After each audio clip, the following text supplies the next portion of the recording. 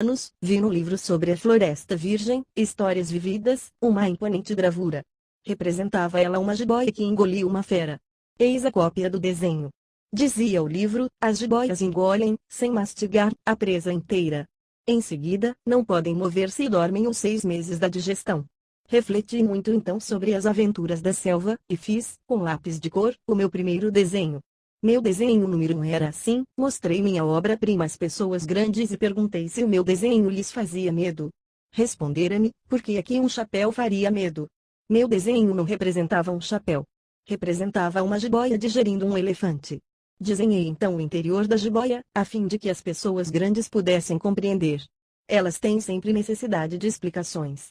Meu desenho número 2 erra assim: as pessoas grandes aconselharam-me deixar de lado os desenhos de jiboias abertas ou fechadas, e dedicar-me de preferência à geografia, à história, ao cálculo, à gramática. Foi assim que abandonei, aos 6 anos, uma esplêndida carreira de pintor. Eu fora desencorajado pelo insucesso do meu desenho número 1 e do meu desenho número 2. As pessoas grandes não compreendem nada sozinhas, e é cansativo, para as crianças, estar toda hora explicando. 3 Tive pois de escolher uma outra profissão e aprendi a pilotar aviões. Voei, por assim dizer, por todo o mundo. E a geografia, é claro, me serviu muito. Sabia distinguir, num relance, a China e o Arizona. É muito útil, quando se está perdido na noite. Tive assim, no decorrer da vida, muitos contatos com muita gente séria. Vivi muito no meio das pessoas grandes. Vi-as muito de perto. Isso não melhorou, de modo algum, a minha antiga opinião. Quando encontrava uma que me parecia um pouco lúcida, fazia com ela a experiência do meu desenho número 1, que sempre conservei comigo. Eu queria saber se ela era verdadeiramente compreensiva. Mas respondia sempre: é um chapéu. Então eu não lhe falava nem de jiboias, nem de florestas virgens, nem de estrelas. Punha-me ao seu alcance. Falava-lhe de bridge, de golfe, de política, de gravatas. E a pessoa grande ficava encantada de conhecer um homem tão razoável. 4 E vivi portanto só, sem amigo com quem pudesse realmente conversar, até o dia, cerca de 6 anos atrás, em que tive uma pane no deserto do Saara. Alguma coisa se quebrara no motor. E como não tinha comigo mecânico ou passageiro, preparei-me para empreender sozinho o difícil conserto. Era, para mim, questão de vida ou de morte. Só dava para 8 dias a água que eu tinha. Na primeira noite adormeci pois sobre areia, a milhas e milhas de qualquer terra habitada. Estava mais isolado que o náufrago numa tábua, perdido no meio do mar. Imaginem então a minha surpresa, quando, ao despertar do dia, uma vozinha estranha me acordou. Dizia: por favor, desenha-me um carneiro, desenha-me um carneiro. Pus-me de pé, como atingido por um raio. Esfreguei os olhos. Olhei bem. E vi um pedacinho de gente inteiramente extraordinário, que me considerava com gravidade. Eis o melhor retrato que, mais tarde, consegui fazer dele. Meu desenho é, seguramente, muito menos sedutor que o modelo. Não tenho culpa. Fora desencorajado, aos 6 anos, da minha carreira de pintor, e só aprender a desenhar jiboias abertas e fechadas, olhava pois essa aparição com olhos redondos de espanto. Não esqueçam que eu me achava a 1000 milhas de qualquer terra habitada. Ora, o meu homenzinho não me parecia nem perdido, nem morto de fadiga, nem morto de fome, de sede ou de medo. Não tinha absolutamente a aparência de uma criança perdida no deserto, a 1000 milhas da região habitada. Quando pude enfim articular palavra, perguntei-lhe: mas que fazes aqui? E ele repetiu-me então, brandamente, como uma coisa muito séria: por favor, desenha-me um carneiro. Quando o mistério é muito impressionante, a gente não ousa desobedecer.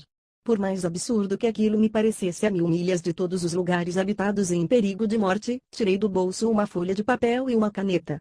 Mas lembrei-me, então, que eu havia estudado de preferência geografia, história, cálculo e gramática, e disse ao garoto, com um pouco de mau humor, que eu não sabia desenhar. Respondeu-me: não tem importância. Desenha-me um carneiro. Como jamais houvesse desenhado um carneiro, refiz para ele um dos 2 únicos desenhos que sabia. O da jiboia fechada. E fiquei estupefato de ouvir o garoto replicar: não. Não. Eu não quero um elefante numa jiboia.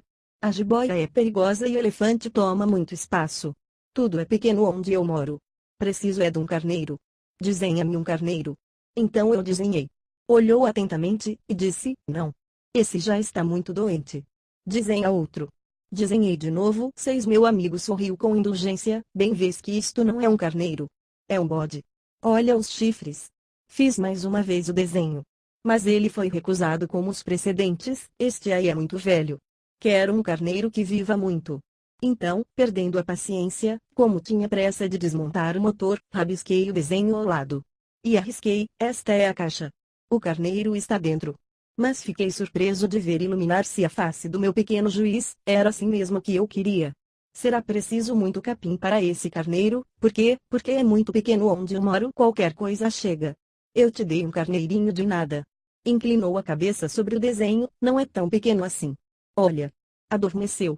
E foi desse modo que eu travei conhecimento, um dia, com o Pequeno Príncipe 7 e levei muito tempo para compreender de onde viera. O príncipezinho, que me fazia milhares de perguntas, não parecia sequer escutar as minhas palavras pronunciadas ao acaso é que foram, pouco a pouco, revelando tudo. Assim, quando viu pela primeira vez meu avião, não vou desenhá-lo aqui, é muito complicado para mim, perguntou-me bruscamente: que coisa é aquela? Não é uma coisa. Aquilo voa. É um avião. O meu avião. Eu estava orgulhoso de lhe comunicar que eu voava. Então ele exclamou: como? Tu caíste do céu? Sim, disse eu modestamente. Ah, como é engraçado. E o príncipezinho deu uma bela risada, que me irritou profundamente. Gosto que levem a sério as minhas desgraças. Em seguida acrescentou: então, tu também vens do céu. De que planeta és tu? Vislumbrei um clarão no mistério da sua presença, e interroguei bruscamente: oito, tu vens então de outro planeta? Mas ele não me respondeu. Balançava lentamente a cabeça considerando o avião. É verdade que, nisto aí, não podes ter vindo de longe. Mergulhou então num pensamento que durou muito tempo. Depois, tirando do bolso o meu carneiro, ficou contemplando o seu tesouro. Poderão imaginar que eu ficara intrigado com aquela semi-confidência sobre os outros planetas. Esforcei-me, então, por saber mais um pouco. De onde vens, meu bem? Onde é tua casa? Para onde queres levar meu carneiro? Ficou meditando em silêncio, e respondeu depois: o bom é que a caixa que me deste poderá, de noite, servir de casa, sem dúvida. E se tu fores bonzinho, darei também uma corda para amarrá-lo durante o dia. E uma estaca. A proposta pareceu chocá-lo. Amarrar? Que ideia esquisita, mas se tu não amarras, ele vai-se embora e se perde. E meu amigo deu uma nova risada. Mas onde queres que ele vá? Não sei. Por aí. Andando sempre para frente. Então o príncipezinho observou, muito sério: não faz mal, é tão pequeno onde moro. E depois, talvez com um pouco de melancolia, acrescentou ainda: quando a gente anda sempre para frente, não pode mesmo ir longe. 910 E eu aprendera, pois, uma segunda coisa, importantíssima: o seu planeta de origem era pouco maior que uma casa. Não era surpresa para mim. Sabia que além dos grandes planetas Terra, Júpiter, Marte ou Vênus, aos quais se deram nome a centenas e centenas de outros, por vezes tão pequenos que mal se veem no telescópio. Quando o astrônomo descobre um deles, dá-lhe por nome um número. Chama-o, por exemplo, asteroide 3251. Tenho sérias razões para supor que o planeta de onde vinha o príncipe era o asteroide B612. Esse asteroide só foi visto uma vez ao telescópio, em 1909, por um astrônomo turco. Ele fizera na época uma grande demonstração da sua descoberta num congresso internacional de astronomia. Mas ninguém lhe dera crédito, por causa das roupas que usava. As pessoas grandes são assim. Felizmente para a reputação do asteroide B612, um ditador turco obrigou o povo, sob pena de morte, a vestir-se à moda europeia. O astrônomo repetiu sua demonstração em 1920, numa elegante casaca. Então, dessa vez, todo o mundo se convenceu. 11 Se lhes dou esses detalhes sobre o asteroide B612 e lhes confio no seu número, é por causa das pessoas grandes. As pessoas grandes adoram os números. Quando a gente lhes fala de um novo amigo, elas jamais se informam do essencial. Não perguntam nunca: qual é o som da sua voz? Quais os brinquedos que prefere? Será que coleciona borboletas? Mas perguntam: qual é sua idade? Quantos irmãos ele tem? Quanto pesa? Quanto ganha seu pai? Somente então é que elas julgam conhecê-lo. Se dizemos às pessoas grandes: vi uma bela casa de tijolos cor-de-rosa, gerânios na janela, pombas no telhado, elas não conseguem, de modo nenhum, fazer uma ideia da casa. É preciso dizer-lhes: vi uma casa de 600 contos. Então elas exclamam: que beleza! Assim, se a gente lhes disser: a prova de que o príncipezinho existia é que ele era encantador, que ele ria, e que ele queria um carneiro. Quando alguém quer um carneiro, é porque existe, elas darão de ombros e nos chamarão de criança. Mas se dissermos, o planeta de onde ele vinha é o asteroide B612, ficarão inteiramente convencidas, e não amolarão com perguntas. Elas são assim mesmo. É preciso não lhes querer mal por isso. As crianças devem ser muito indulgentes com as pessoas grandes. Mas nós que compreendemos a vida, nós não ligamos aos números. Gostaria de ter começado esta história à moda dos contos de fada. Teria gostado de dizer, era uma vez um pequeno príncipe que habitava um planeta pouco maior que ele, e que tinha necessidade de um amigo. Para aqueles que compreendem a vida, isto pareceria sem dúvida muito mais verdadeiro. Porque eu não gosto que leiam meu livro levianamente. Dá-me tristeza narrar essas lembranças. Faz já 6 anos que meu amigo se foi com seu carneiro. Se tento descrevê-lo aqui, é justamente porque não o quero esquecer. É triste esquecer um amigo. Nem todo mundo tem amigo. E eu corro o risco de ficar como as pessoas grandes, que só se interessam por números. Foi por causa disso que comprei uma caixa de tintas e alguns lápis também. É duro pôr-se a desenhar na minha idade, quando nunca se fez outra tentativa além das jiboias fechadas e abertas dos longínquos 6 anos. Experimentarei, é claro, fazer os retratos mais parecidos que puder. Mas não tenho muita esperança de conseguir. Um desenho parece passável, outro, já é inteiramente diverso. Engano-me também no tamanho. Ora o príncipezinho está muito grande, ora pequeno demais. Hesito também quanto à cor do seu traje. Vou arriscando então, aqui e ali. Enganar-me-ei provavelmente em detalhes dos mais importantes. Mas é preciso desculpar. Meu amigo nunca dava explicações. Julgava-me talvez semelhante a ele. Mas, infelizmente, não sei ver carneiro através de caixa. Sou um pouco como as pessoas grandes. Acho que envelheci. 12. Dia a dia eu ficava sabendo mais alguma coisa do planeta, da partida, da viagem. Mas isso devagarinho, ao acaso das reflexões. Foi assim que vim a conhecer, no 3º dia, o drama dos baobás. Dessa vez ainda, foi graças ao carneiro. Pois bruscamente o príncipezinho me interrogou, tomado de grave dúvida, é verdade que os carneiros comem arbustos? Sim. É verdade? Ah! Que bom! Não compreendi logo porque era tão importante que os carneiros comessem arbustos. Mas o príncipezinho acrescentou, por conseguinte eles comem também os baobás? Fiz notar ao príncipezinho que os baobás não são arbustos, mas árvores grandes como igrejas. E que mesmo que ele levasse consigo todo um rebanho de elefantes, eles não chegariam a dar cabo de um único baobá. A ideia de um rebanho de elefantes fez rir ao príncipezinho, seria preciso botar um por cima do outro. Mas notou, em seguida, sabiamente, os baobás, antes de crescer, são pequenos, é fato. Mas por que desejas tu, que os carneiros comam os baobás pequenos? 13 Porque haveria de ser, respondeu-me, como se tratasse de uma evidência. E foi-me preciso um grande esforço de inteligência para compreender sozinho esse problema. Com efeito, no planeta do príncipezinho havia, como em todos os outros planetas, ervas boas e más. Por conseguinte, sementes boas, de ervas boas, sementes más, de ervas más. Mas as sementes são invisíveis. Elas dormem no segredo da terra até que uma cisme de despertar. Então ela espreguiça, e lança timidamente para o sol um inofensivo galinho. Se é de roseira ou rabanete, podemos deixar que cresça à vontade. Mas quando se trata de uma planta ruim, é preciso arrancar logo, mal a tenhamos conhecido. Ora, havia sementes terríveis no planeta do príncipezinho, as sementes de baobá. O solo do planeta estava infestado. E um baobá, se a gente custa a descobri-lo, nunca mais se livra dele. Atravanca todo o planeta. Perfura-o com suas raízes. E se o planeta é pequeno e os baobás numerosos, o planeta acaba rachando. É uma questão de disciplina, me disse mais tarde o príncipezinho. Quando a gente acaba a toalete da manhã, começa a fazer com cuidado a toalete do planeta. É preciso que a gente se conforme em arrancar regularmente os baobás logo que se distinguem das roseiras, com as quais muitos se parecem quando pequenos.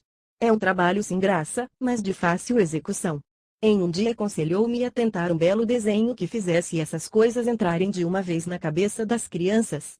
Se algum dia tiverem de viajar, explicou-me, poderá ser útil para elas. Às vezes não há inconveniente em deixar um trabalho para mais tarde. Mas, quando se trata de baobá, é sempre uma catástrofe. Conheci um planeta habitado por um preguiçoso. Havia deixado 3 arbustos. E, de acordo com as indicações do príncipezinho, desenhei o tal planeta 14. Não gosto de tomar o tom de moralista. Mas o perigo dos baobás é tão pouco conhecido, e tão grandes os riscos daquele que se perdesse num asteroide, que, ao menos uma vez, faço exceção à minha reserva. E digo portanto, meninos, cuidado com os baobás. foi para advertir meus amigos de um perigo que há tanto tempo os ameaçava, como a mim, sem que pudéssemos suspeitar que tanto caprichei naquele desenho. A lição que eu dava valia a pena. Perguntarão, talvez, por que não há nesse livro outros desenhos tão grandiosos como o desenho dos baobás? A resposta é simples: tentei, mas não consegui. Quando desenhei os baobás, estava inteiramente possuído pelo sentimento de urgência que vi assim eu comecei a compreender, pouco a pouco, meu pequeno príncipezinho, a tua vidinha melancólica. Muito tempo não tiveste outra distração que a doçura do pôr do sol. Aprendi esse novo detalhe quando me disseste, na manhã do quarto dia: gosto muito de pôr do sol. Vamos ver mas é preciso esperar. Esperar o quê? Que o sol se ponha. Tu fizeste um ar de surpresa, e, logo depois, riste de ti mesmo. Disseste-me: eu imagino sempre estar em casa. De fato. Quando é meio-dia nos Estados Unidos, o sol, todo mundo sabe, está se deitando na França. Bastaria ir à França num minuto para assistir ao pôr do sol. Infelizmente, a França é longe demais. Mas no teu pequeno planeta, bastava apenas recuar um pouco a cadeira. E contemplavas o crepúsculo todas as vezes que desejavas. Um dia eu vi o sol se pôr 43 vezes. E um pouco mais tarde acrescentaste: quando a gente está triste demais, gosta do pôr do sol. Estavas tão triste assim no dia dos 43? Mas o príncipezinho não respondeu. 16 viu no quinto dia, sempre graças ao carneiro, este segredo da vida do pequeno príncipe me foi de súbito revelado. Pergunto-me, sem preâmbulo, como se fora o fruto de um problema muito tempo meditado em silêncio: um carneiro, se come arbusto, come também as flores. Um carneiro come tudo que encontra, mesmo as flores que tenham espinho? Sim. Mesmo as que têm. Então, para que servem os espinhos? Eu não sabia. Estava ocupadíssimo naquele instante, tentando desatarrachar do motor um parafuso muito apertado. Minha pane começava a parecer demasiado grave, e em breve já não teria água para beber. Para que servem os espinhos? O príncipezinho jamais renunciava a uma pergunta, depois que a tivesse feito. Mas eu estava irritado com o parafuso e respondi qualquer coisa: espinho não serve para nada. São pura maldade das flores, ó. Mas após um silêncio, ele me disse com uma espécie de rancor: não acredito. As flores são fracas. Ingênuas. Defendem-se como podem. Elas se julgam terríveis com os seus espinhos. Não respondi. Naquele instante eu pensava: se esse parafuso ainda resiste, vou fazê-lo saltar a martelo. O príncipezinho perturbou-me de novo as reflexões. 17 E tu pensas então que as flores? Ora, eu não penso nada. Eu respondi qualquer coisa. Eu só me ocupo com coisas sérias. Ele olhou-me estupefato. Coisas sérias. Via-me, martelo em punho, dedos sujos de graxa, curvado sobre um feio objeto. Tu falas como as pessoas grandes. Senti um pouco de vergonha. Mas ele acrescentou, implacável: tu confundes todas as coisas. Misturas tudo. Estava realmente muito irritado. Sacudia ao vento cabelos de ouro. Eu conheço um planeta onde há um sujeito vermelho, quase roxo. Nunca cheirou uma flor. Nunca olhou uma estrela. Nunca amou ninguém. Nunca fez outra coisa senão somas. E o dia todo repete como tu: eu sou um homem sério. Eu sou um homem sério, e isso faz inchar-se de orgulho. Mas ele não é um homem, é um cogumelo. Um quê? Um cogumelo. O príncipezinho estava agora pálido de cólera. Há milhões e milhões de anos que as flores fabricam espinhos. Há milhões e milhões de anos que os carneiros as comem, apesar de tudo. E não será sério procurar compreender por que perdem tanto tempo fabricando espinhos inúteis? Não terá importância a guerra dos carneiros e das flores? Não será mais importante que as contas do tal sujeito? E se eu, por minha vez, conheço uma flor única no mundo, que só existe no meu planeta, e que um belo dia um carneirinho pode liquidar num só golpe, sem avaliar o que faz, isto não tem importância. Corou um pouco, e continuou em seguida: se alguém ama uma flor da qual só existe um exemplar em milhões e milhões de estrelas, isso basta para que seja feliz quando a contempla. Ele pensa: minha flor está lá, em algum lugar. Mas se o carneiro come a flor, é para ele, bruscamente, como se todas as estrelas se apagassem. E isto não tem importância. 18 Não pôde dizer mais nada. Pôs-se bruscamente a soluçar. A noite caíra. Larguei as ferramentas. Ria-me do martelo, do parafuso, da sede da morte. Havia numa estrela, num planeta, o meu, a Terra, um príncipezinho a consolar. Tomei-o nos braços. Embalei-o. E lhe dizia: a flor que tu amas não está em perigo. Vou desenhar uma pequena mordaça para o carneiro. Uma armadura para a flor. Eu não sabia o que dizer. Sentia-me desajeitado. Não sabia como atingi-lo, onde encontrá-lo. É tão misterioso, o país das lágrimas. 19 Vi e pude bem cedo conhecer melhor aquela flor. Sempre houvera, no planeta do Pequeno Príncipe, flores muito simples, ornadas de uma só fileira de pétalas, e que não ocupavam lugar nem incomodavam ninguém. Apareciam certa manhã na relva, e já à tarde se extinguiam. Mas aquela brotara um dia de um grão trazido não se sabe de onde, e o príncipezinho vigiara de perto o pequeno broto, tão diferente dos outros. Podia ser uma nova espécie de baobá. Mas o arbusto logo parou de crescer, e começou então a preparar uma flor. O príncipezinho, que assistia à instalação de um enorme botão, bem sentiu que sairia dali uma aparição miraculosa, mas a flor não acabava mais de preparar sua beleza, no seu verde quarto. Escolhia as cores com cuidado. Vestia-se lentamente, ajustava uma a uma suas pétalas. Não queria sair, como os cravos, amarrotada. No radioso esplendor da sua beleza é que ela queria aparecer. Ah! Sim. Era vaidosa. Sua misteriosa toilette, portanto, durara dias e dias. E eis que uma bela manhã, justamente à hora do sol nascer, havia-se, afinal, mostrado. E ela, que se preparava com tanto esmero, disse, bocejando: Ah! Eu acabo de despertar. Desculpa. Estou ainda toda despenteada. O príncipezinho, então, não pôde conter o seu espanto. Como és bonita, não é? Respondeu a flor docemente. Nasci ao mesmo tempo que o sol. O príncipezinho percebeu logo que a flor não era modesta. Mas era tão comovente. Creio que é hora do almoço, acrescentou ela. Tu poderias cuidar de mim. E o príncipezinho, embaraçado, fora buscar um regador com água fresca, e servir à flor. Vinte assim, ela o afligira logo com sua mórbida vaidade. Um dia, por exemplo, falando dos seus 4 espinhos, dissera ao pequeno príncipe: é que eles podem vir, os tigres, com suas garras. Não há tigres no meu planeta, objetara o príncipezinho. E depois, os tigres não comem erva. Não sou uma erva, respondera a flor suavemente. Perdoa-me, não tenho receio dos tigres, mas tenho horror das correntes de ar. Não terias acaso um paravento? 21 Horror das correntes de ar. Não é muito bom para uma planta, notara o príncipezinho. É bem complicada essa flor. À noite me colocará sob a redoma. Faz muito frio no teu planeta. Está mal instalado. De onde eu venho? Mas interrompeu-se de súbito. Viera em forma de semente. Não pudera conhecer nada dos outros mundos. Humilhada por se ter deixado apanhar numa mentira tão tola, tossiu 2 ou 3 vezes, para pôr a culpa no príncipe, e o paravento ia buscá-lo. Mas tu me falavas. Então ela redobrara a tosse para infligir-lhe remorso. Assim o príncipezinho, apesar da boa vontade do seu amor, logo duvidara dela. Tomara a sério palavra sem importância, e se tornara infeliz. Não a devia ter escutado. Confessou-me um dia: não se deve nunca escutar as flores.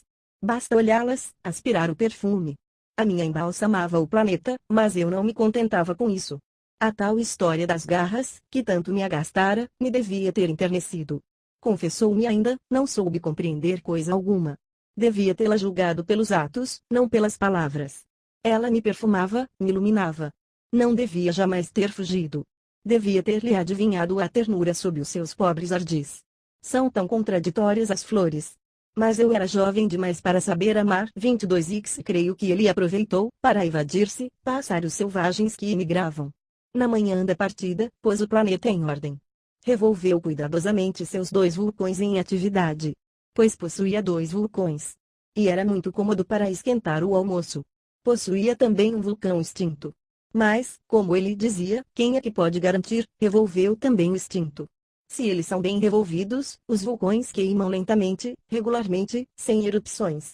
As erupções vulcânicas são como fagulhas de lareira.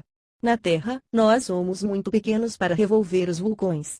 Por isso é que nos causam tanto dano. O príncipezinho arrancou também, não sem um pouco de melancolia, os últimos rebentos de baobá. Ele julgava nunca mais voltar. Mas todos esses trabalhos familiares lhe pareceram, aquela manhã, extremamente doces. E, quando regou pela última vez a flor, e se dispunha a colocá-la sob a redoma, percebeu que estava com vontade de chorar. Adeus, disse ele à flor.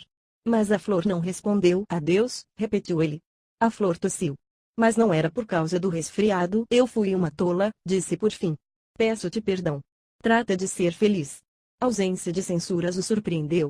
Ficou parado, inteiramente sem jeito, com a redoma no ar. Não podia compreender essa calma doçura. 23 É claro que eu te amo, disse-lhe a flor. Foi por minha culpa que não soubeste de nada. Isso não tem importância. Foste tão tolo quanto eu. Trata de ser feliz. Mas pode deixar em paz a redoma. Não preciso mais dela, mas o vento não estou assim tão resfriada. O ar fresco da noite me fará bem. Eu sou uma flor, mas os bichos é preciso que eu suporte 2 ou 3 larvas se quiser conhecer as borboletas. Dizem que são tão belas. Do contrário, quem virá visitar-me? Tu estarás longe. Quanto aos bichos grandes, não tenho medo deles. Eu tenho as minhas garras. E ela mostrava ingenuamente seus 4 espinhos. Em seguida acrescentou, não demores assim, que és exasperante. Tu decidiste partir. Vai-te embora. Pois ela não queria que ele a visse chorar. Era uma flor muito orgulhosa. 24x Ele se achava na região dos asteroides 325, 326, 327, 328, 329, 330. Começou, pois, a visitá-los, para procurar uma ocupação e se instruir. O primeiro era habitado por um rei. O rei sentava-se, vestido de púrpura e arminho, num trono muito simples, posto que majestoso. Ah! Eis um súdito, exclamou o rei ao dar com o príncipezinho. E o príncipezinho perguntou a si mesmo, como pode ele reconhecer-me, se jamais me viu? Ele não sabia que, para os reis, o mundo é muito simplificado. Todos os homens são súditos. Aproxima-te, para que eu te veja melhor, disse o rei, todo orgulhoso de poder ser rei para alguém. 25 O príncipezinho procurou com olhos onde sentar-se, mas o planeta estava todo atravancado pelo magnífico manto de arminho. Ficou, então, de pé. Mas, como estava cansado, bocejou. É contra a etiqueta bocejar na frente do rei, disse o monarca. Eu o proíbo. Não posso evitá-lo, disse o príncipezinho confuso. Fiz uma longa viagem e não dormi ainda. Então, disse o rei, eu te ordeno que bocejes. Há anos que não vejo ninguém bocejar. Os bocejos são uma raridade para mim. Vamos, boceja. É uma ordem, isso me intimida. Eu não posso mais, disse o príncipezinho todo vermelho. Respondeu o rei. Então eu te ordeno ora bocejares e ora. Ele gaguejava um pouco e parecia vexado. Porque o rei fazia questão fechada que sua autoridade fosse respeitada. Não tolerava desobediência. Era um monarca absoluto. Mas, como era muito bom, dava ordens razoáveis. Se eu ordenasse, costumava dizer, que um general se transformasse em gaivota, e o general não me obedecesse, a culpa não seria do general, seria minha. Posso sentar-me? Interrogou timidamente o príncipezinho. Eu te ordeno que te sentes, respondeu-lhe o rei, que puxou majestosamente um pedaço do manto de arminho. Mas o príncipezinho se espantava. O planeta era minúsculo. Sobre quem reinaria o rei? Majestade, eu vos peço perdão de ousar interrogar-vos. Eu te ordeno que me interrogues, apressou-se o rei a declarar. Majestade, sobre quem é que reinas? Sobre tudo, respondeu o rei, com uma grande simplicidade. Sobre tudo. O rei, com um gesto discreto, designou seu planeta, os outros, e também as estrelas. Sobre tudo isso, respondeu o rei. 26 Pois ele não era apenas um monarca absoluto, era também um monarca universal. E as estrelas vos obedecem, sem dúvida, disse o rei. Obedecem prontamente. Eu não tolero indisciplina. Um tal poder maravilhou o príncipezinho. Se ele fosse detentor do mesmo, teria podido assistir, não a 44, mas a 72, ou mesmo a 100, ou mesmo a 200 pores do sol no mesmo dia, sem precisar sequer afastar a cadeira. E como se sentisse um pouco triste à lembrança do seu pequeno planeta abandonado, ousou solicitar do rei uma graça. Eu desejava ver um pôr do sol. Fazei-me esse favor. Ordenai ao sol que se ponha. Se eu ordenasse a meu general voar de uma flor a outra como borboleta, ou escrever uma tragédia, ou transformar-se em gaivota, e o general não executasse a ordem recebida, quem ele ou eu estaria errado? Vós, respondeu com firmeza o príncipezinho. Exato. É preciso exigir de cada um o que cada um pode dar, replicou o rei. A autoridade repousa sobre a razão. Se ordenares até o povo que ele se lance ao mar, farão todos revolução. Eu tenho direito de exigir obediência porque minhas ordens são razoáveis. E meu pôr do sol, lembrou o príncipezinho, que nunca esquecia a pergunta que houvesse formulado. Teu pôr do sol, tu o terás. Eu o exigirei. Mas eu esperarei, na minha ciência de governo, que as condições sejam favoráveis. Quando serão? Indagou o príncipezinho. Respondeu o rei, que consultou inicialmente um grosso calendário. Será lá por volta de 7h40, esta noite. E tu verás como sou bem obedecido. O príncipezinho bocejou. Lamentava o pôr do sol que perdera. E depois, já estava se aborrecendo um pouco. Não tenho mais nada que fazer aqui, disse ao rei. Vou prosseguir minha viagem. Não partas, respondeu o rei, que estava orgulhoso de ter um súdito. Não partas, eu te faço ministro. Ministro de quê? 27 da justiça, mas não há ninguém a julgar. Quem sabe, disse o rei. Ainda não dei a volta no meu reino. Estou muito velho, não tenho lugar para carruagem, e andar cansa-me muito. Oh! Mas eu já vi, disse o príncipe, que se inclinou para dar ainda uma olhadela do outro lado do planeta. Não consigo ver ninguém. Tu julgarás a ti mesmo, respondeu-lhe o rei. É o mais difícil. É bem mais difícil julgar a si mesmo que julgar os outros. Se consegues julgar-te bem, eis um verdadeiro sábio. Mas eu posso julgar-me a mim próprio em qualquer lugar, replicou o príncipezinho. Não preciso, para isso, ficar morando aqui. Ah, disse o rei, eu tenho quase certeza de que há um velho rato no meu planeta. Eu o escuto de noite. Tu poderás julgar esse rato. Tu o condenarás à morte de vez em quando, assim a sua vida dependerá da tua justiça. Mas tu o perdoarás cada vez, para economizá-lo. Pois só temos um. Eu, respondeu o príncipezinho, eu não gosto de condenar à morte, e acho que vou mesmo embora. Não, disse o rei. Mas o príncipezinho, tendo acabado os preparativos, não quis afligir o velho monarca. Se vossa majestade deseja ser prontamente obedecido, poderá dar-me uma ordem razoável. Poderia ordenar-me, por exemplo, que partisse em menos de 1 minuto. Parece-me que as condições são favoráveis. Como o rei não disse nada, o príncipezinho hesitou um pouco, depois suspirou e partiu. Eu te faço meu embaixador, apressou-se o rei em gritar. Tinha um ar de grande autoridade. As pessoas grandes são muito esquisitas, pensava. Durante a viagem, o príncipezinho 28x segundo planeta, um vaidoso habitava. Um admirador vem visitar-me, exclamou de longe vaidoso, mal vira o príncipe. Porque, para os vaidosos, os outros homens são sempre admiradores. Bom dia, disse o príncipezinho. Você tem um chapéu engraçado. É para agradecer, exclamou o vaidoso. Para agradecer quando me aclamam. Infelizmente não passa ninguém por aqui. Sim, disse o príncipezinho sem compreender. Bati as mãos uma na outra, aconselhou o vaidoso. O príncipezinho bateu as mãos uma na outra. O vaidoso agradeceu modestamente, erguendo o chapéu. Ah, isso é mais divertido que a visita ao rei, disse consigo mesmo o príncipezinho. E recomeçou a bater as mãos uma na outra. O vaidoso recomeçou a agradecer, tirando o chapéu. 29 Após 5 minutos de exercício, o príncipezinho cansou-se com a monotonia do brinquedo, e parou o chapéu cair. Perguntou ele, que é preciso fazer? Mas o vaidoso não ouviu. Os vaidosos só ouvem os elogios. Não é verdade que tu me admiras muito? Perguntou ele ao príncipezinho. Que quer dizer admirar? Admirar significa reconhecer que eu sou o homem mais belo, mais rico, mais inteligente e mais bem vestido de todo o planeta. Mas só há você no seu planeta, dá-me esse gosto. Admira-me mesmo assim. Eu te admiro, disse o príncipezinho, dando de ombros. Mas como pode isso interessar-te? E o príncipezinho foi-se embora. As pessoas grandes são decididamente muito bizarras, ia pensando ele pela viagem afora. 30 Xio e o planeta seguinte era habitado por um bêbado.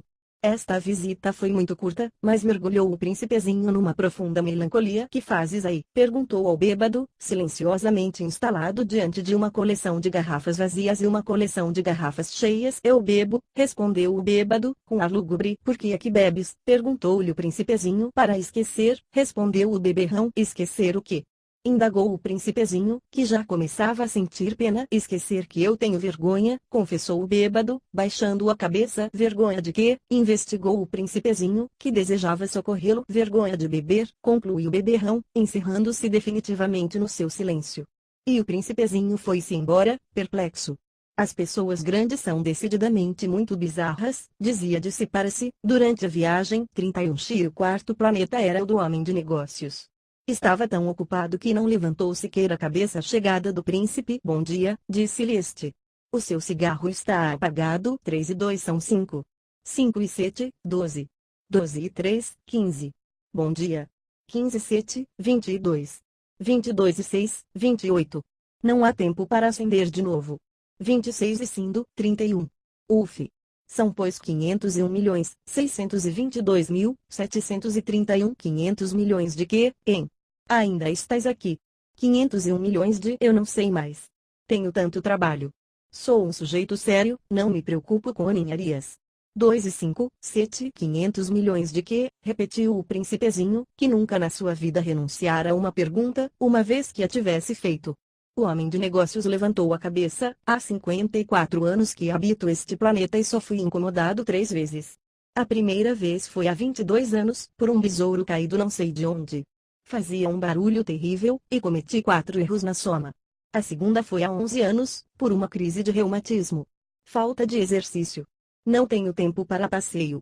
Sou um sujeito sério. A terceira é esta. Eu dizia, portanto, 501 milhões. Milhões de quê? O homem de negócios compreendeu que não havia esperança de paz. 32 milhões dessas coisinhas que se vêem às vezes no céu. Moscas, não, não. Essas coisinhas que brilham. Abelhas, também não. Essas coisinhas douradas que fazem sonhar os ociosos. Eu cá sou um sujeito sério. Não tenho tempo para divagações. Ah, estrelas, isso mesmo. Estrelas. E que fazes tu de 500 milhões de estrelas? 501 milhões, 622.731. Eu sou um sujeito sério. Gosto de exatidão. O que fazes tu dessas estrelas? Que faço delas? Sim, nada. Eu as possuo. Tu possuis as estrelas? Sim, mas eu já vi um rei que os reis não possuem. Eles reinam sobre. É muito diferente. De que te serve possuir as estrelas? Servem-me para ser rico. E para que te serve o ser rico? Para comprar outras estrelas, se alguém achar. Esse aí, disse o príncipezinho para si mesmo, raciocina um pouco como bêbado. No entanto, fez ainda algumas perguntas. 33 Como pode a gente possuir as estrelas? De quem são elas? Respondeu, ameaçador, o homem de negócios. Eu não sei. De ninguém. Logo são minhas, porque pensei primeiro. Basta isso, sem dúvida. Quando achas um diamante que não é de ninguém, ele é teu. Quando achas uma ilha que não é de ninguém, ela é tua. Quando tens uma ideia primeiro, tu a fazes registrar, ela é tua. E quanto a mim, eu possuo as estrelas, pois ninguém antes de mim teve a ideia de as possuir. Isso é verdade, disse o príncipezinho. E que fazes tu com elas? Eu as administro. Eu as conto e reconto, disse o homem de negócios. É difícil. Mas eu sou um homem sério. O príncipezinho ainda não estava satisfeito. Se possuo um lenço, posso colocá-lo em torno do pescoço e levá-lo comigo. Se possuo uma flor, posso colher a flor e levá-la comigo. Mas tu não podes colher as estrelas, não. Mas eu posso colocá-las no banco. Que quer dizer isto? Isso quer dizer que eu escrevo num papelzinho o número das minhas estrelas. Depois tranco o papel a chave numa gaveta. Só isto, e basta. É divertido, pensou o príncipezinho. É bastante poético. Mas não é muito sério. O príncipezinho tinha, sobre as coisas sérias, ideias muito diversas das ideias das pessoas grandes. Disse ele ainda, possuo uma flor que rego todos os dias. Possuo 3 vulcões que revolvo toda semana. Porque revolvo também o que está extinto. A gente nunca sabe. É útil para os meus vulcões, é útil para a minha flor que eu os possua. Mas tu não és útil às estrelas. O homem de negócios abriu a boca, mas não achou nada a responder, e o príncipezinho se foi. 34 As pessoas grandes são mesmo extraordinárias, repetia simplesmente no percurso da viagem. 35 Chive O quinto planeta era muito curioso. Era o menor de todos. Mal dava para um lampião e o acendedor de lampiões. O príncipezinho não podia atinar para que pudessem servir, no céu, num planeta sem casa e sem gente, um lampião e o acendedor de lampiões. No entanto, disse consigo mesmo, talvez esse homem seja mesmo absurdo. No entanto, é menos absurdo que o rei, que o vaidoso, que o homem de negócios, que o beberrão. Seu trabalho ao menos tem um sentido. Quando acende o lampião, é como se fizesse nascer mais uma estrela, mais uma flor. Quando o apaga, porém, é a estrela ou flor que adormecem. É uma ocupação bonita. E é útil, porque é bonita. Quando abordou o planeta, saudou respeitosamente o acendedor. Bom dia. Porque acabas de apagar teu lampião? É o regulamento, respondeu o acendedor. Bom dia. Que é o regulamento? É apagar meu lampião. Boa noite. E tornou a acender. Mas porque acabas de o acender de novo? É o regulamento, respondeu o acendedor. 36 Eu não compreendo, disse o príncipezinho. Não é para compreender, disse o acendedor. Regulamento é regulamento. Bom dia. E apagou o lampião. Em seguida enxugou a fronte no lenço de quadrinhos vermelhos. Eu executo uma tarefa terrível. Antigamente era razoável. Apagava de manhã e acendia à noite. Tinha o resto do dia para descansar e o resto da noite para dormir. E depois disso, mudou o regulamento. O regulamento não mudou, disse o acendedor. Aí é que está o drama. O planeta de ano em ano gira mais depressa, e o regulamento não muda. E então, disse o príncipezinho, agora, que ele dá uma volta por minuto, não tenho mais um segundo de repouso. Acendo e apago uma vez por minuto. Ah, que engraçado. Os dias aqui duram um minuto, não é nada engraçado, disse o acendedor. Já faz um mês que estamos conversando. Um mês, sim. 30 minutos. 30 dias. Boa noite. E acendeu o lampião. O príncipezinho considerou, e amou aquele acendedor tão fiel ao regulamento. Lembrou-se dos pores do sol que ele mesmo produzia, recuando um pouco a cadeira. Quis ajudar o amigo. Sabes? Eu sei de um modo de descansar quando quiseres. Eu sempre quero, disse o acendedor. Pois a gente pode ser, ao mesmo tempo, fiel e preguiçoso. E o príncipezinho prosseguiu: teu planeta é tão pequeno, que podes, com 3 passos, dar-lhe a volta. Basta andares lentamente, bem lentamente, de modo a ficares sempre ao sol. Quando quiseres descansar, caminharás e o dia durará quanto queiras. 37 Isso não adianta muito, disse o acendedor. O que eu gosto mais na vida é de dormir. Então não há remédio, disse o príncipezinho. Não há remédio, disse o acendedor. Bom dia. E apagou seu lampião. Esse aí, disse para si o príncipezinho, ao prosseguir a viagem para mais longe, esse aí seria desprezado por todos os outros, o rei, o vaidoso, o beberrão, o homem de negócios. No entanto, é o único que não me parece ridículo. Talvez porque é o único que se ocupa de outra coisa que não seja ele próprio. Suspirou de pesar e disse ainda: era o único que eu podia ter feito meu amigo. Mas seu planeta é mesmo pequeno demais. Não há lugar para 2. O que o príncipezinho não ousava confessar é que os 1440 pores do sol em 24 horas davam-lhe certa saudade do abençoado planeta 38XV. O sexto planeta era 10 vezes maior. Era habitado por um velho que escrevia livros enormes. Bravo, eis um explorador, exclamou ele, logo que viu o príncipezinho. O príncipezinho assentou-se na mesa, ofegante. Já viajara tanto. De onde vens? Perguntou-lhe o velho. Que livro é esse? Perguntou-lhe o príncipezinho. Que faz o senhor aqui? Sou geógrafo, respondeu o velho. Que é um geógrafo? Perguntou o príncipezinho. É um sábio que sabe onde se encontram os mares, os rios, as cidades, as montanhas, os desertos. É bem interessante, disse o príncipezinho. Eis, afinal, uma verdadeira profissão. E lançou um olhar em torno de si, no planeta do geógrafo. Nunca havia visto planeta tão majestoso. O seu planeta é muito bonito. Haverá oceanos nele, como hei de saber, disse o geógrafo. Ah, o príncipezinho estava decepcionado. E montanhas, como hei de saber, disse o geógrafo. E cidades, e rios, e desertos. 39 Como hei de saber, disse o geógrafo pela terceira vez. Mas o senhor é geógrafo, é claro, disse o geógrafo, mas não sou explorador. Há uma falta absoluta de exploradores. Não é o geógrafo que vai contar as cidades, os rios, as montanhas, os mares, os oceanos, os desertos. O geógrafo é muito importante para estar passeando.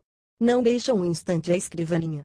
Mas recebe os exploradores, interroga-os, anota as suas lembranças. E se as lembranças de alguns lhe parecem interessantes, o geógrafo estabelece um inquérito sobre a moralidade do explorador. Por quê? Porque um explorador que mentisse produziria catástrofes nos livros de geografia. Como explorador que bebesse demais. Por quê? Perguntou o príncipezinho. Porque os bêbados vêm dobrado.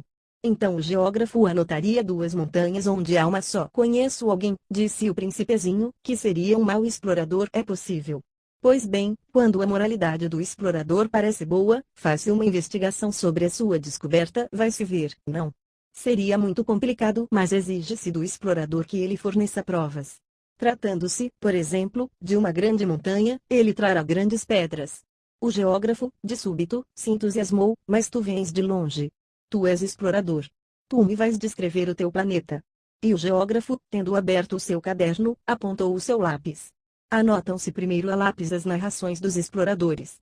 Espera-se, para cobrir a tinta, que o explorador tenha fornecido provas. Então, interrogou o geógrafo. Oh, onde eu moro, disse o príncipezinho, não é interessante, é muito pequeno. Eu tenho 3 vulcões. 2 vulcões em atividade e um vulcão extinto. A gente nunca sabe, repetiu o geógrafo. Tenho também uma flor, mas nós não anotamos as flores, disse o geógrafo. 40 Por que não? É o mais bonito, porque as flores são efêmeras. Que quer dizer efêmera? As geografias, disse o geógrafo, são os livros de mais valor. Nunca ficam fora de moda. É muito raro que um monte troque de lugar. É muito raro um oceano esvaziar-se.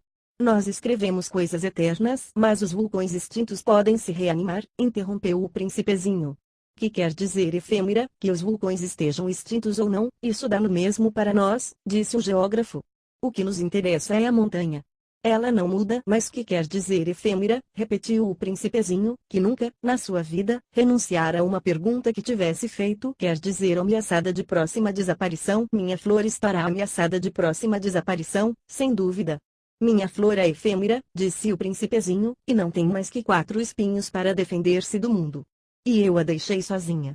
Foi seu primeiro movimento de remorso. Mas retomou coragem. Que me aconselha a visitar? Perguntou ele. O planeta Terra, respondeu-lhe o geógrafo. Goza de grande reputação. E o príncipezinho se foi, pensando na flor. 41 viu o 7º planeta foi pois a Terra. A Terra não é um planeta qualquer. Contam-se lá 111 reis, não esquecendo, é claro, os reis negros, 7.000 geógrafos, 900.000 negociantes, 7,5 milhões de beberrões, 311 milhões de vaidosos, isto é, cerca de 2 bilhões de pessoas grandes. Para dar-lhes uma ideia das dimensões da Terra, eu lhes direi que, antes da invenção da eletricidade, era necessário manter, para o conjunto dos 6 continentes, um verdadeiro exército de 462.511 acendedores de lampiões. Isto fazia, visto um pouco de longe, um magnífico efeito. Os movimentos desse exército eram ritmados como os de um balé de ópera. Primeiro vinha a vez dos acendedores de lampiões da Nova Zelândia e da Austrália. Esses, em seguida, acesos os lampiões, iam dormir. Entrava por sua vez a dança dos acendedores de lampiões da China e da Sibéria. E também desapareciam nos bastidores. Vinha a vez dos acendedores de lampiões da Rússia e das Índias. Depois os da África e da Europa. Depois os da América do Sul. Os da América do Norte. E jamais se enganavam na ordem de entrada, quando apareciam em cena. Era um espetáculo grandioso. Apenas 2, o acendedor do único lampião do Polo Norte e o seu colega do único lampião do Polo Sul, levavam vida ociosa e descuidada, trabalhavam 2 vezes por ano. 42 Vi quando a gente quer fazer graça, mente às vezes um pouco. Não fui lá muito honesto ao lhes falar dos acendedores de lampiões. Corro o risco de dar, àqueles que não conhecem o nosso planeta, uma falsa ideia dele. Os homens ocupam, na verdade, muito pouco lugar na superfície da Terra.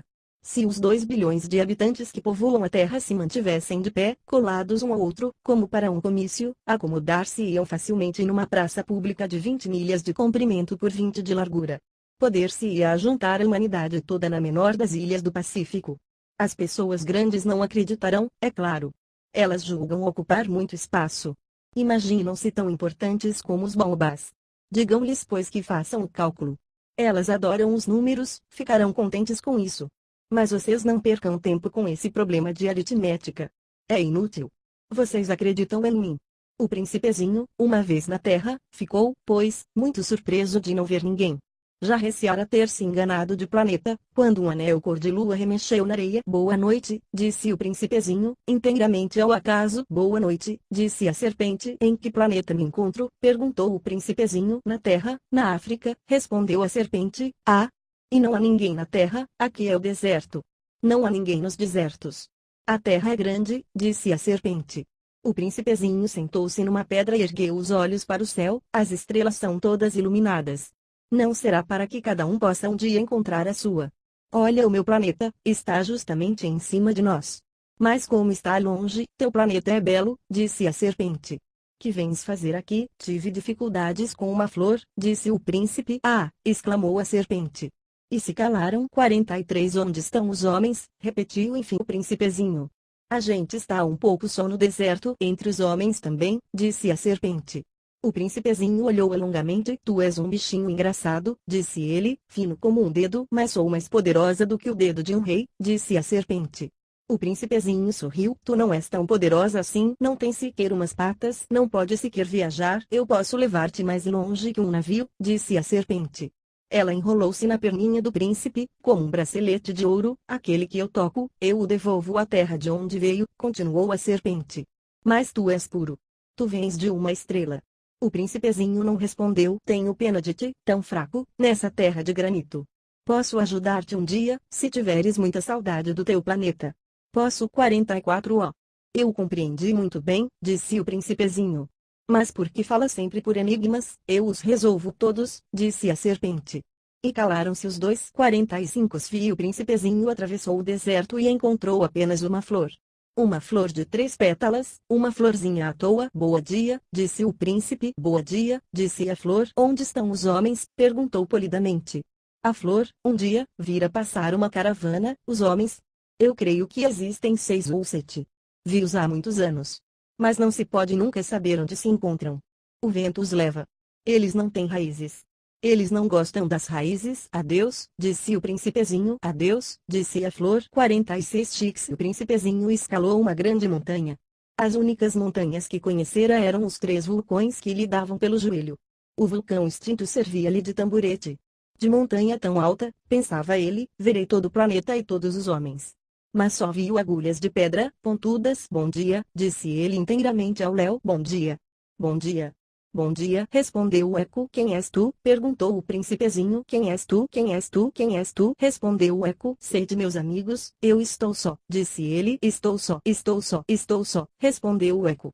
Que planeta engraçado, pensou então. É todo seco, pontudo e salgado. E os homens não têm imaginação. Repetem o que a gente diz. No meu planeta eu tinha uma flor, e era sempre ela que falava primeiro. 47xx. Mas aconteceu que o príncipezinho, tendo andado muito tempo pelas areias, pelas rochas e pela neve, descobriu, enfim, uma estrada. E as estradas vão todas na direção dos homens. Bom dia, disse ele. Era um jardim cheio de rosas. Bom dia, disseram as rosas. O príncipezinho contemplou-as. Eram todas iguais à sua flor. Quem sois? Perguntou ele estupefato. Somos rosas, disseram as rosas. Ah! Exclamou o príncipezinho. E ele sentiu-se extremamente infeliz. Sua flor lhe havia contado que ela era a única de sua espécie em todo o universo. E eis que havia 5.000, iguaizinhas, num só jardim. Ela haveria de ficar bem vermelha, pensou ele, se visse isto. Começaria a tossir, fingiria morrer, para escapar do ridículo. Eu então teria que fingir que cuidava dela, porque senão, só para me humilhar, ela era bem capaz de morrer de verdade. Depois, refletiu ainda, eu me julgava rico de uma flor sem igual, e é apenas uma rosa como que eu possuo. Uma rosa e 3 vulcões que me dão pelo joelho, um dos quais extinto para sempre. Isso não faz de mim um príncipe muito grande. E, deitado na relva, ele chorou. 4849. E foi então que apareceu a raposa. Boa dia, disse a raposa. Bom dia, respondeu polidamente o príncipezinho, que se voltou, mas não viu nada. Eu estou aqui, disse a voz, debaixo da macieira. Quem és tu? Perguntou o príncipezinho. Tu és bem bonita. Sou uma raposa, disse a raposa. Vem brincar comigo, propôs o príncipezinho. Estou tão triste, eu não posso brincar contigo, disse a raposa. Não me cativaram ainda? Ah, desculpa, disse o príncipezinho. Após uma reflexão, acrescentou, que quer dizer cativar? Tu não és daqui, disse a raposa. Que procuras? Procuro os homens, disse o príncipezinho. Que quer dizer cativar? Os homens, disse a raposa, têm fuzis e caçam. É bem incômodo. Criam galinhas também. É a única coisa interessante que fazem. Tu procuras galinhas? Não, disse o príncipezinho. Eu procuro amigos. Que quer dizer cativar? É uma coisa muito esquecida, disse a raposa. Significa criar laços, exatamente, disse a raposa. Tu não és para mim senão um garoto inteiramente igual a 100.000 outros garotos. E eu não tenho necessidade de ti. E tu não tens também necessidade de mim. Não passo a ter os olhos de uma raposa igual a 100.000 outras raposas. Mas, se tu me cativas, nós teremos necessidade um do outro. Serás para mim único no mundo. E eu serei para ti única no mundo. Começo a compreender, disse o príncipezinho. Existe uma flor, eu creio que ela me cativou. É possível, disse a raposa. Vê-se tanta coisa na terra. Oh, não foi na terra, disse o príncipezinho. 50. A raposa pareceu intrigada. Num outro planeta? Sim, há caçadores nesse planeta. Não, que bom. E galinhas, também não. Nada é perfeito, suspirou a raposa. Mas a raposa voltou à sua ideia. Minha vida é monótona. Eu caço as galinhas e os homens me caçam. Todas as galinhas se parecem e todos os homens se parecem também.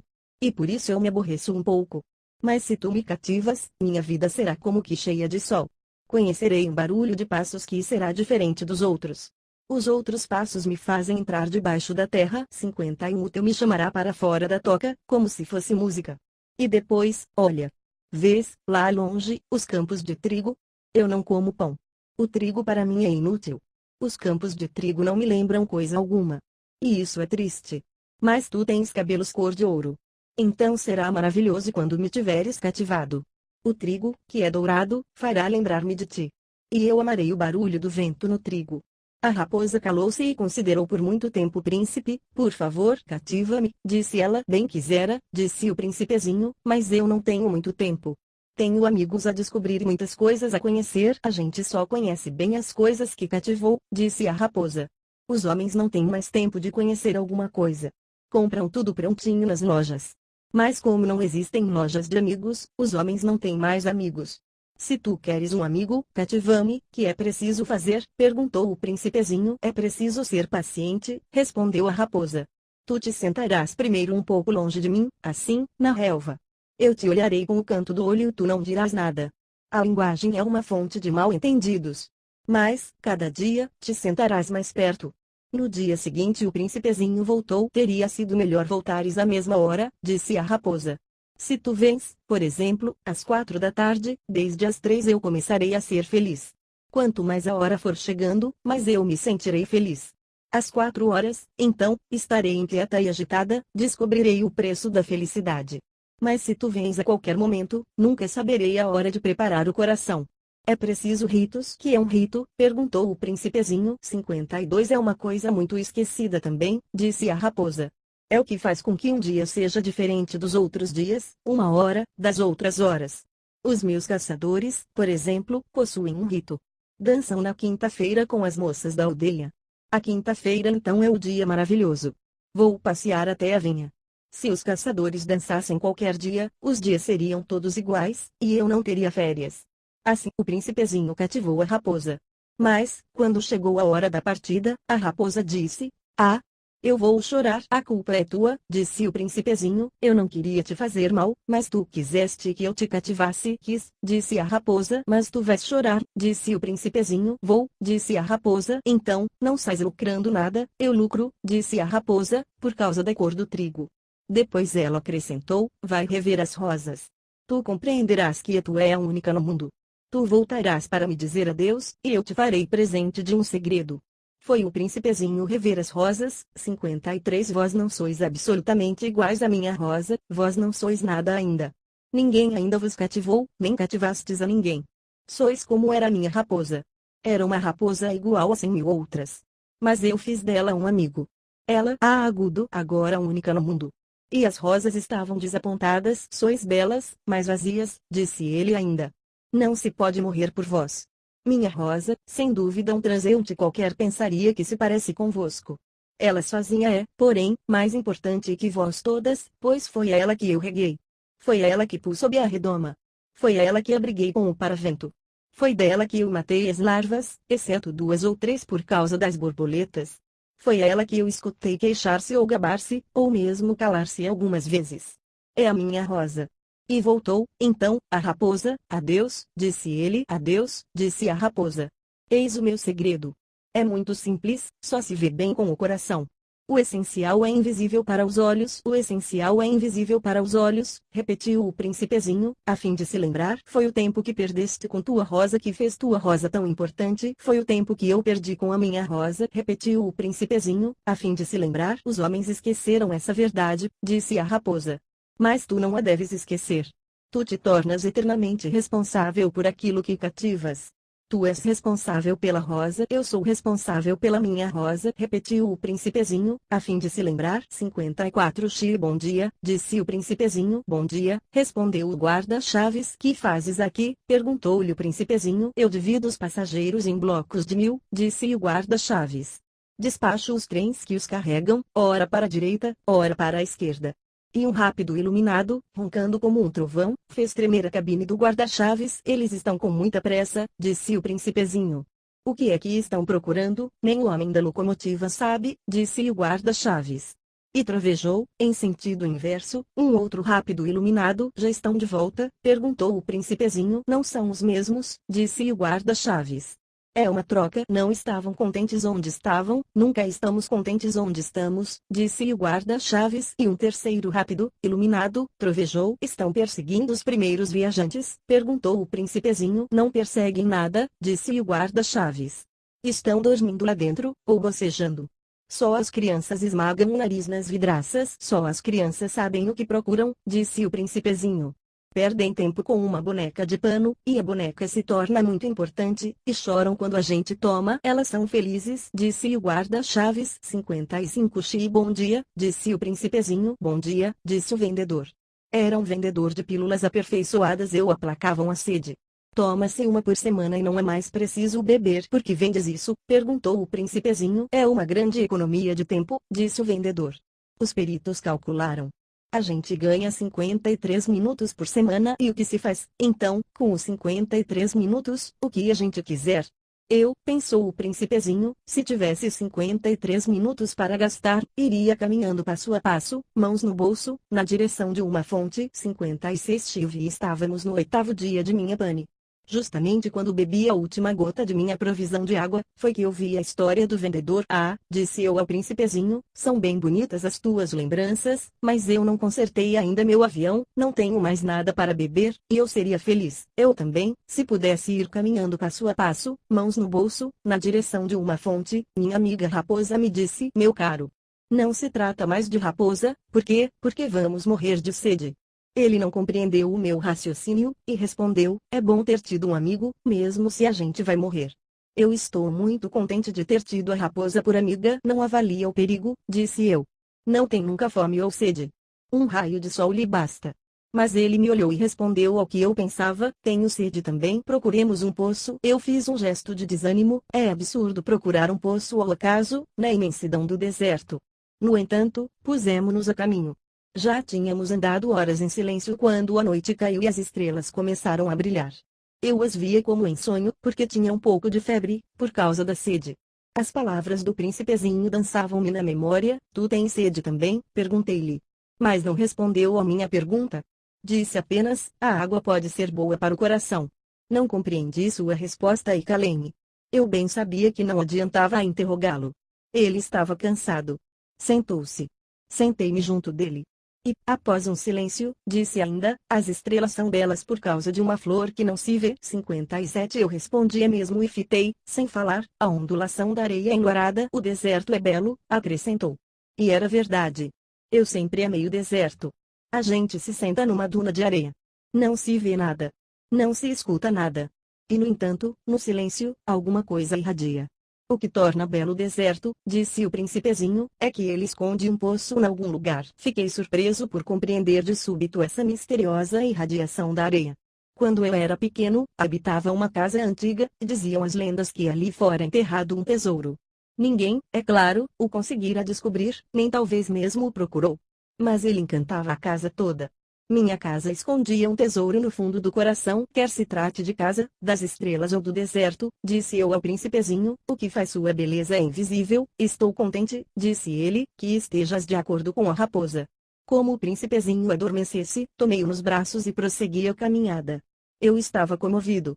Tinha a impressão de carregar um frágil tesouro. Parecia-me mesmo não haver na terra nada mais frágil. Considerava, à luz da lua, a fronte pálida, os olhos fechados, as mechas de cabelo que tremiam ao vento. E eu pensava, o que eu vejo não é mais que uma casca. O mais importante é invisível.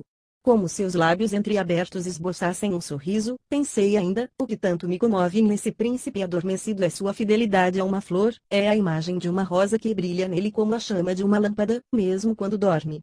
Eu o pressentia então mais frágil ainda. É preciso proteger as lâmpadas com cuidado, um sopro as pode apagar. E, caminhando assim, eu descobri o poço. O dia estava raiando. 58 Os homens, disse o príncipezinho, se enfurnam nos rápidos, mas não sabem o que procuram.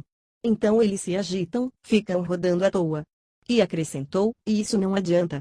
O poço a que tínhamos chegado não se parecia de forma alguma com os poços do Saara. Os poços do Saara são simples buracos na areia. Aquele, parecia um poço de aldeia. Mas não havia ali aldeia alguma, eu julgava sonhar. É estranho, disse eu ao príncipezinho, tudo está preparado, a roldana, o balde e a corda. Ele riu, pegou a corda, fez girar a roldana. E a roldana gemeu como gemem os velhos cataventos quando o vento dormiu por muito tempo. Tu escutas, disse o príncipe. Estamos acordando o poço, ele canta. Eu não queria que ele fizesse esforço, deixa que eu puxe, disse eu, é muito pesado para o teu tamanho. Lentamente, içei o balde até em cima, e o instalei com cuidado na borda do poço. Nos meus ouvidos permanecia ainda o canto da roldana, e na água, que ainda brilhava, via tremer o sol. Tenho sede dessa água, disse o príncipezinho. Dá-me de beber. E eu compreendi o que ele havia buscado. 59 E levantei-lhe o balde até a boca. Ele bebeu, de olhos fechados. Era doce como uma festa. Essa água era muito mais que alimento. Nascera da caminhada sob as estrelas, do canto da roldana, do esforço do meu braço. Era boa para o coração, como um presente. Quando eu era pequeno, todo o esplendor do presente de Natal estava também na luz da árvore, na música da missa de meia-noite, na doçura dos risos. Os homens do teu planeta, disse o príncipezinho, cultivam 5.000 rosas num mesmo jardim e não encontram o que procuram. Não encontram, respondi, e no entanto o que eles buscam poderia ser achado numa só rosa. Ou num pouquinho d'água. É verdade. E o príncipezinho acrescentou, mas os olhos são cegos. É preciso buscar com o coração. Eu havia bebido. Respirava facilmente. A areia é cor de mel quando amanhece. E a cor de mel me fazia feliz. Por que haveria eu de estar triste? É preciso, disse baixinho o príncipe, que cumpras a tua promessa. Ele estava, de novo, sentado junto de mim. Que promessa? Tu sabes a mordaça do meu carneiro. Eu sou responsável pela flor. Tirei do bolso as minhas tentativas de desenho. O príncipezinho os viu e disse rindo, teus baobás parecem um pouco repolhos, oh! Eu estava tão orgulhoso de meus baobás. Tua raposa, as orelhas dela parecem chifres, são compridas demais. Ele riu outra vez. Tu és injusto, meu bem, eu só sabia desenhar jiboias abertas e fechadas. Não faz mal, disse ele, as crianças entendem. Rabisquei, portanto, uma pequena mordaça. Mas sentia, ao entregá-la, um aperto no coração. 60 Tu tens projeto que eu ignoro. Ele não me respondeu. Mas disse, lembras-te da minha queda na terra. Amanhã será o aniversário. Depois, após um silêncio, acrescentou, caí pertinho daqui. E ficou vermelho ao dizê-lo. E de novo, sem compreender por quê, eu sentia um estranho pesar. No entanto, ocorreu-me a pergunta, então não foi por acaso que vagava sozinho, quando te encontrei, há 8 dias, a milhas e milhas de qualquer região habitada? Não estarias voltando ao ponto da queda? O príncipezinho ficou vermelho de novo.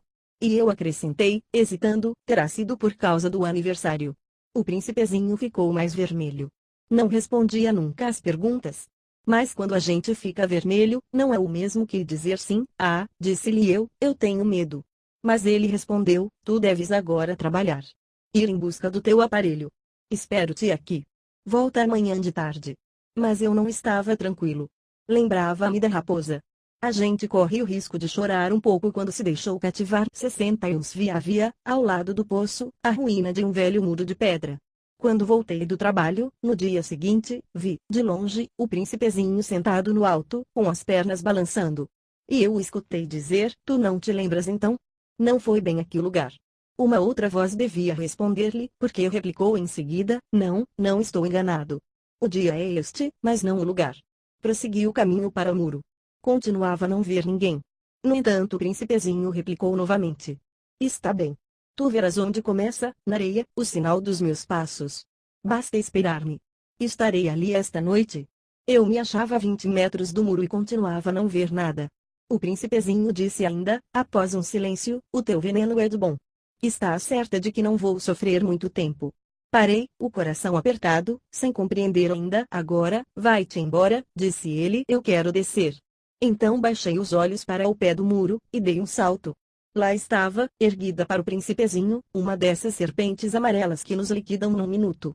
Enquanto procurava o revólver no bolso, dei uma rápida corrida. 62 mais, percebendo o barulho, a serpente se foi encolhendo lentamente, como um repuxo que morre. E, sem se apressar demais, enfiou-se entre as pedras, num leve tinir de metal. Cheguei ao muro a tempo de receber nos braços o meu caro príncipezinho, pálido como a neve. Que história é essa? Tu conversas agora com as serpentes? Desatei o nó do seu eterno lenço dourado. Umedeci-lhe as têmporas. Dei-lhe água. E agora, não ousava perguntar-lhe coisa alguma. Olhou-me gravemente e passou-me os bracinhos no pescoço. Senti ali o coração bater de encontro ao meu, como o de um pássaro que morre, atingido pela carabina. Ele me disse, estou contente de teres descoberto o defeito do maquinismo. Vais poder voltar para casa. Como soubeste disso? Eu vinha justamente anunciar-lhe que, contra toda a expectativa, havia realizado o concerto. Nada respondeu à minha pergunta, mas acrescentou, eu também volto hoje para casa. Depois, com melancolia, ele disse, é bem mais longe, bem mais difícil. Eu percebia claramente que algo de extraordinário se passava. Apertava-o nos braços como se fosse uma criancinha, mas tinha a impressão de que ele ia deslizando verticalmente no abismo, sem que eu nada pudesse fazer para detê-lo. Seu olhar estava sério, perdido ao longe. Tem o teu carneiro. E a caixa para o carneiro. E a mordaça. Ele sorriu com tristeza. Esperei muito tempo. Pareceu-me que ele ia se aquecendo de novo, pouco a pouco. Meu querido, tu tiveste medo. É claro que tivera. Mas ele sorriu docemente. Terei mais medo ainda esta noite. 63 O sentimento do irreparável gelou-me de novo. E eu compreendi que não podia suportar a ideia de nunca mais escutar esse riso. Ele era para mim como uma fonte no deserto. Meu bem, eu quero ainda escutar o teu riso. Mas ele me disse, faz um ano esta noite. Minha estrela se achará justamente em cima do lugar onde eu caí o ano passado. Meu bem, não será um sonho mau essa história de serpente, de encontro marcado, de estrela? Mas não respondeu à minha pergunta. E disse, o que é importante, a gente não vê. A gente não vê. Será como a flor. Se tu amas uma flor que se acha numa estrela, é doce, de noite, olhar o céu. Todas as estrelas estão floridas. Todas as estrelas estão floridas. Será como a água. Aquela que me deste parecia música, por causa da roldana e da corda. Lembras-te como era boa? Lembro-me. Tu olharás, de noite, as estrelas. Onde eu moro é muito pequeno, para que eu possa te mostrar onde se encontra a minha. É melhor assim, minha estrela será então qualquer das estrelas. Gostarás de olhar todas elas. Serão, todas, tuas amigas. E depois, eu vou fazer-te um presente. Ele riu outra vez. Ah, meu pedacinho de gente, meu amor, como eu gosto de ouvir esse riso, pois é ele o meu presente. Será como a água que queres dizer? As pessoas têm estrelas que não são as mesmas. Para uns, que viajam, as estrelas são guias. Para outros, elas não passam de pequenas luzes. Para outros, os sábios, são problemas. Para o meu negociante, eram ouro, mas todas essas estrelas se calam. Tu, porém, terás estrelas como ninguém. 64 O que queres dizer? Quando olhares o céu de noite, porque habitarei uma delas, porque numa delas estarei rindo, então será como se todas as estrelas te rissem. E tu terás estrelas que sabem rir.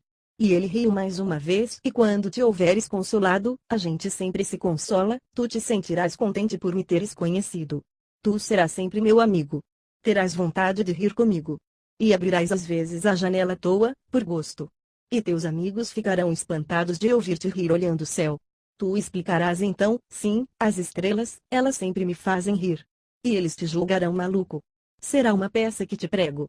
E riu de novo. Será como se eu te houvesse dado, em vez de estrelas, montões de guizos que riem. E riu de novo, mais uma vez. Depois, ficou sério. Esta noite, tu sabes, não venhas, eu não te deixarei, eu parecerei sofrer, eu parecerei morrer. É assim. Não venhas ver. Não vale a pena, eu não te deixarei. Mas ele estava preocupado. Eu digo isto também por causa da serpente. É preciso que não te morda. As serpentes são más. Podem morder por gosto. Eu não te deixarei. Mas uma coisa o tranquilizou, elas não têm veneno, é verdade, para uma segunda mordida. Essa noite, não o vi pôr-se a caminho. Evadiu-se sem rumor. Quando consegui apanhá-lo, caminhava decidido, a passo rápido. Disse-me apenas, ah, estás aqui. E ele me tomou pela mão. Mas afligiu-se ainda, fizeste mal. Tu sofrerás. Eu parecerei morto e não será verdade. 65 Eu me calava. Tu compreendes? É longe demais. Eu não posso carregar este corpo. É muito pesado. Eu me calava, mas será como uma velha casca abandonada. Uma casca de árvore não é triste. Eu me calava. Perdeu um pouco de coragem. Mas fez ainda um esforço. Será bonito, sabes? Eu também olharei as estrelas. Todas as estrelas serão poços com uma roldana enferrujada. Todas as estrelas me darão de beber. Eu me calava. Será tão divertido. Tu terás 500 milhões de guizos, eu terei 500 milhões de fontes. E ele se calou também, porque estava chorando. É aqui. Deixa-me dar um passo sozinho. E sentou-se, porque tinha medo. Disse ainda, tu sabes, minha flor, eu sou responsável por ela.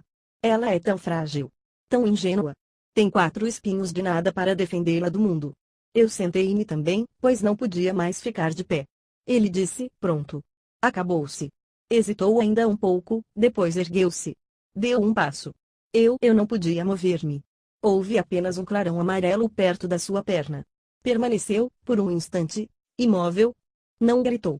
Tombou devagarinho como uma árvore tomba. 66 nem fez sequer barulho, por causa da areia. 67 esfria e agora, certamente, já se vão 6 anos. Jamais contara essa história. Os camaradas ficaram contentes de ver-me são e salvo. Eu estava triste, mas dizia, é o cansaço. Agora já me consolei um pouco. Mas não de todo. Sei que ele voltou ao seu planeta, pois, ao raiar do dia, não lhe encontrei o corpo. Não era um corpo tão pesado assim. E gosto, à noite, de escutar as estrelas. 500 milhões de guizos. Mas eis que sucede uma coisa extraordinária. Na mordaça que desenhei para o príncipezinho, esqueci de juntar a correia. Não poderá jamais prendê-la ao carneiro. E eu pergunto então, que se terá passado no planeta? Pode bem ser que o carneiro tenha comido a flor. Ora eu penso, certamente que não. O príncipezinho encerra a flor todas as noites na redoma de vidro e vigia bem o carneiro. Então, eu me sinto feliz. E todas as estrelas riem docemente. Ora eu digo, uma vez ou outra a gente se distrai e basta isto. Esqueceu uma noite a redoma de vidro ou o carneiro saiu de mansinho, sem que fosse notado. Então os guizos se transformam todos em lágrimas. Eis aí um mistério bem grande. Para vocês, que amam também o príncipezinho, como para mim, todo o universo muda de sentido, se num lugar, que não sabemos onde, um carneiro, que não conhecemos, comeu ou não uma rosa. Olhem o céu. Perguntem, terá ou não terá o carneiro comido a flor? E verão como tudo fica diferente. E nenhuma pessoa grande jamais compreenderá que isso tenha tanta importância. 68 Esta é, para mim, a mais bela paisagem do mundo, e também a mais triste. É a mesma da página precedente. Mas desenhei-a de novo para mostrá-la bem. Foi aqui que o príncipezinho apareceu na terra, e desapareceu depois. Olhem atentamente esta paisagem para que estejam certos de reconhecê-la, se viajarem um dia à África, através do deserto. E se acontecer passarem por ali, eu lhes suplico que não tenham pressa e que esperem um pouco bem debaixo da estrela. Se então um menino vem ao encontro de vocês, se ele ri, se tem cabelos de ouro, se não responde quando interrogam, adivinharão quem é. Então, por favor, não me deixem tão triste, escrevam-me depressa que ele voltou.